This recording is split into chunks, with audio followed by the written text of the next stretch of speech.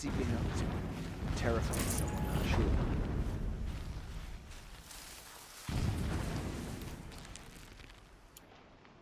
Anyone take a look at this corpse?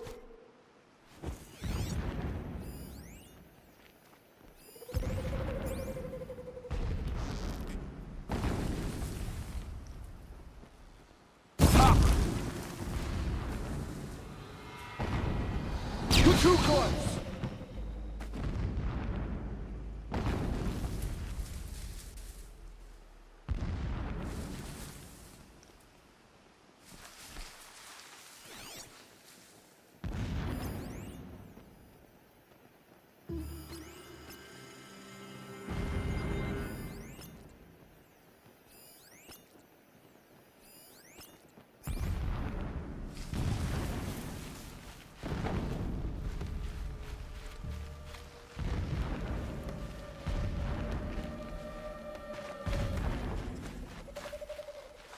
Is that a corpse?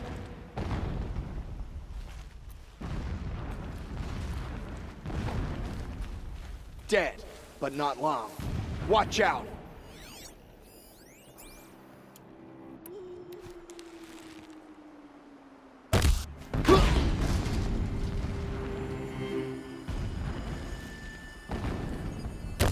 Who's...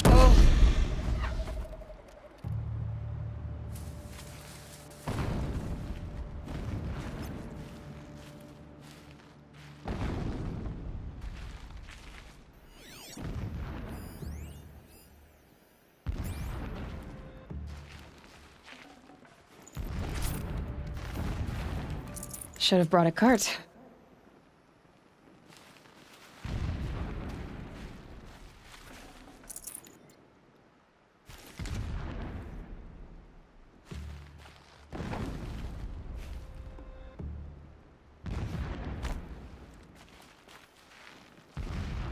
They're giving up.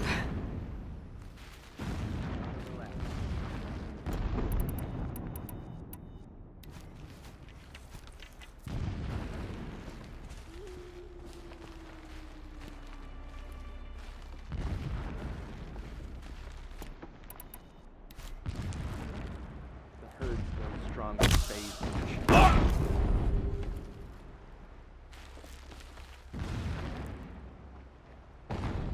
You can see them. What are they shooting? They can't see you.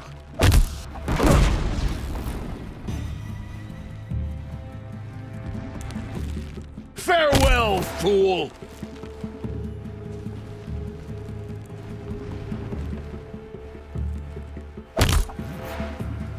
This is it for you!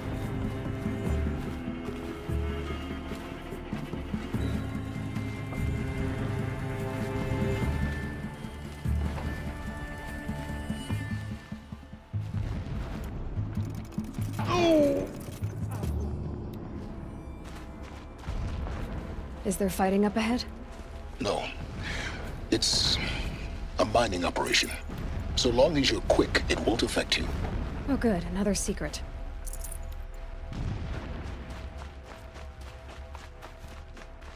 What is this place? A distraction. There are several data points.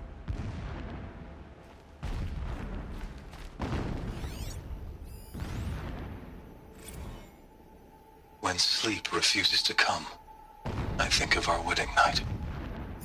How you welcomed me to the marital bed. How after, when you fell asleep, I lay there watching your delicate face. For all its beauty, I detested its fragility. A rage swelled up inside me. I abhorred that bed. How its softness threatened to swallow us up. And that room, the stench of incense, the fine embroidery of the drapes, all of it weak. I slipped from the bed, threw open the casement, and lay naked on the stone floor, determined to spurn all seductions of comfort. But when I woke the next morning, you lay beside me, naked as I in the cold. Your body, stretched beside mine, seemed chiseled from stone. I saw you wake, instantly alert, like an animal ready to strike. You said nothing. You did not have to. Already you had shown me beyond doubt that we were meant to be.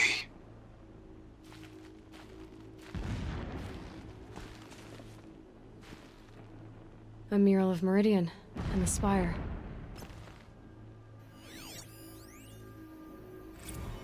Never does the sun show pity.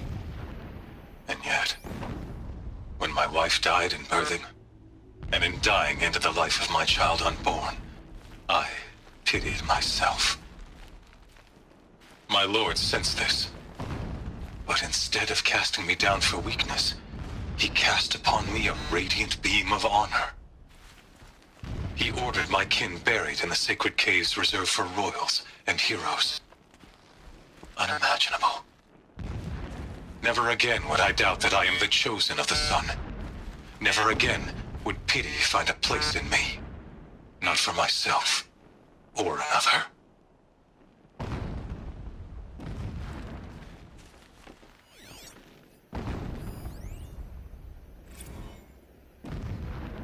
When I first set eyes on the buried shadow, I trembled. Was I not the chosen of the sun? A blazing light of faith to shred and scatter darkness? Was it not my place to destroy this devil? But High Priest Bahavas instructed me in the prophecy, and set right my frame of mind. The murder of the true Sun King broke the cosmic cycle short of completion. The whole world cast into darkness, doomed. To resume and turn the wheel of time would require more than sun and faith. All forces must combine, all halves of nature join to one cause. Shadow to sun, night to day. Even a buried shadow wants the wheel to turn, for without a sun in the sky, there can be no shadow.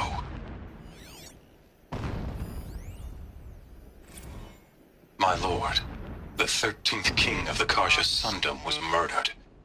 Cut down by cowards who mistook firm rule for madness. Ever the strong are beset upon by the weak. So he said, as the traitors launched their assault. As their cannons forged by Oseram filth toppled the battlements and burst the gates. I would have fought to the end. But it was his will, the will of the sun, that I lead the prince and queen into the west, to safety. My lord did not hesitate. He saw his fate. He looked into the sun, and he did not blink. With me, he sent kestrels, nobles, sun priests, and slaves. Killing all that stood in the way, I carved a path to sunfall. There, we joined others to gather the strength to take back our home. But our strength only faded, until the buried shadow was brought to light.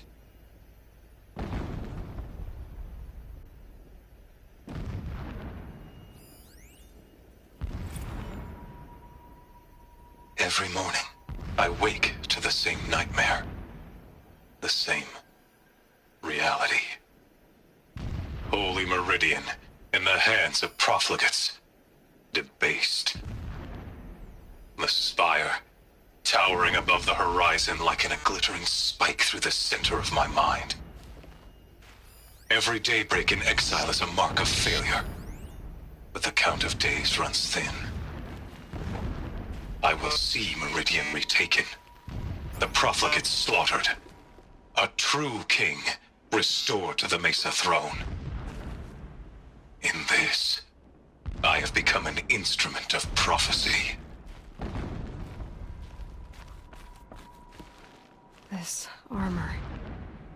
There's only one man big enough to wear this. Helis. This is his shelter? Not exactly fancy. What would you expect of a fanatic? His only extravagance is his brutality. So you know him? Just enough to want to stop him.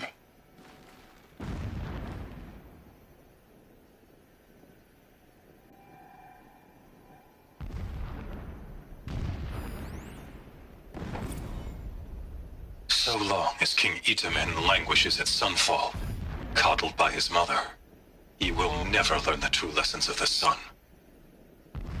I have tried to instruct him, but the shadow of his mother's influence is upon him.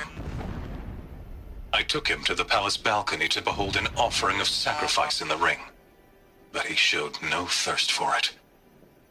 He averted his gaze. Look to the sun, I told him. Do not shield your eyes. In all things, it is absolute. One day, it nurtures life, and the next, scorches life away. It burns the skin of champions and wretches alike. Never does the sun show pity. That is the example a Sun King must follow. The example of your father. But before my instruction could take hold, she was there, clutching him to her robes, burying his face against her breast. How is a king to rule when he cannot even see?